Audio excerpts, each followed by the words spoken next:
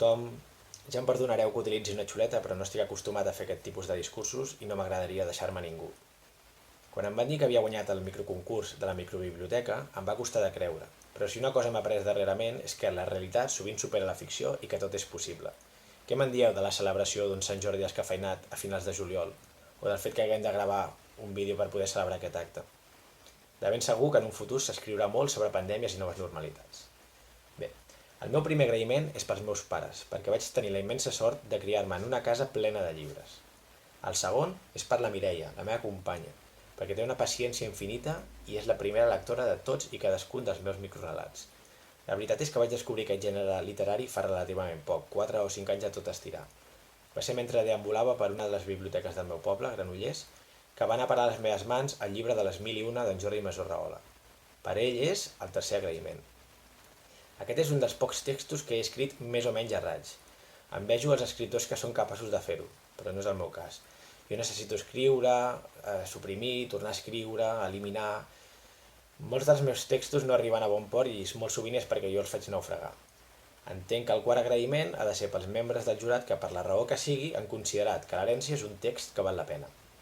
El cinquè agraïment és per totes aquelles persones que dediquen part del seu temps a posar-se davant d'un full en blanc i compartir les seves obres. És molt agradable entrar de tant en tant al blog i gaudir d'una bona lectura, per molt breu que sigui. No em puc oblidar de la gent de la microbiblioteca que fa una feina fantàstica i s'ho cura moltíssim, i en especial d'en Guri, que és el noi de les bones notícies. Aquesta situació anòmala que estem vivint ens ha permès veure més clar que mai que les biblioteques són molt més que magatzems de llibres. Trobo a falta perdre a mi. Per últim, vull donar les gràcies als membres d'En Veu Alta que han tingut la gentilesa de llegir aquest microrelat. Seria absurd que no ho fes jo perquè ho faria molt pitjor. Així doncs, us deixo amb la seva lectura. Moltes gràcies a tothom.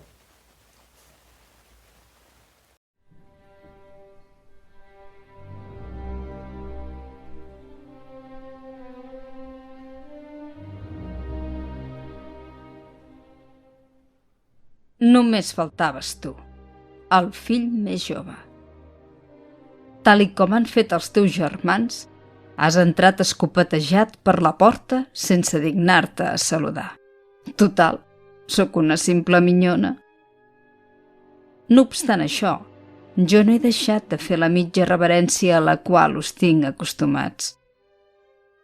Has pujat els graons de l'escalinata de 2 en 2 i t'has dirigit de pet cap a l'habitació de la mare, on t'esperaven la resta de familiars que s'han reunit per acomiadar la moribunda. Els presents t'hauran rebut amb certa indiferència, però segurament els hauràs correspost amb la mateixa fredor. Marca de la casa. Després d'engaltar-li un petó forçat a la dona que et va donar la vida, t'hauràs assegut a l'única cadira lliure. N'he posat una per cadascun de vosaltres, tal i com m'havia demanat la mestressa. Conscient que és qüestió d'hores, la senyora ha decidit fer venir el notari i convocar a tothom. Ho volia deixar tot ben lligat i per res del món s'hauria perdut la vostra reacció. I mentrestant, aquí em teniu, escombrant el saló amb un somriure d'orella a orella, convençuda que aquesta vegada cap de vosaltres m'ignorarà.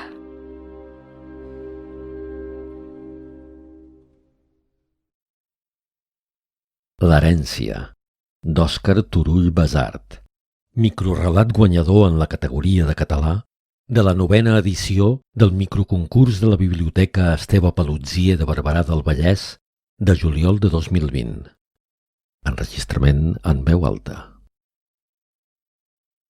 Me hubiera gustado hacerlo personalmente, pero ya que las circunstancias no lo permiten, quería agradecer desde aquí el interés y el apoyo por el microrelato que han demostrado el Ayuntamiento de Barberà del Vallès y la Biblioteca Esteve Paluzie. Quiero también dar las gracias a los jurados mensuales que participan en este concurso de la microbiblioteca y especialmente al jurado final, a Clara Obligado, Manuel Moyano y Pedro Ugarte, por haber elegido el pacto como ganador del concurso en la categoría de castellano. Y quería tener un recuerdo muy especial para Isabel Clara Simó, a quien va dedicada la presente edición de la microbiblioteca. Nada más. Espero que podamos volvernos a ver pronto y que disfrutéis tanto como yo de la locución del relato que ha hecho en voz alta. Un saludo para todos.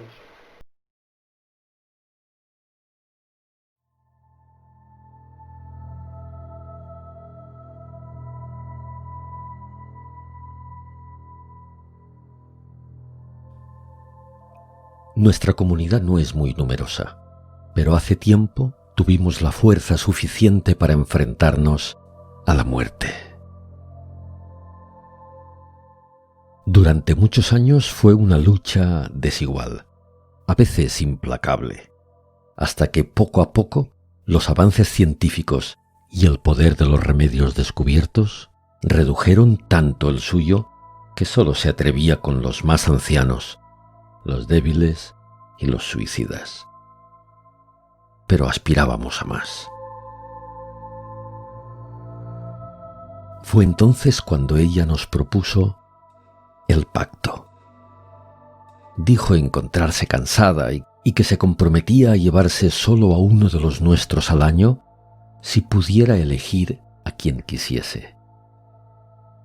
Era una oferta tentadora, imposible de conseguir por nuestra cuenta. Y aunque sospechamos que la muerte empezaría con nosotros, los hombres más importantes de la comunidad, decidimos aceptarla y sacrificarnos. Nos sentimos más que importantes, nos sentimos héroes. Solo al hacer efectivo el acuerdo, comprendimos cómo nos había derrotado. Primero, escogió a una niña que acababa de nacer.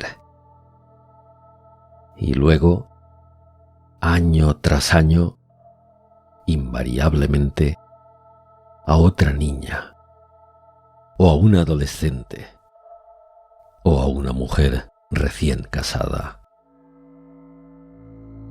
Ahora sabemos que la muerte nunca renunció a lograr su único objetivo. Y mientras tanto, a nosotros nos esperan los años más tristes de nuestra vida.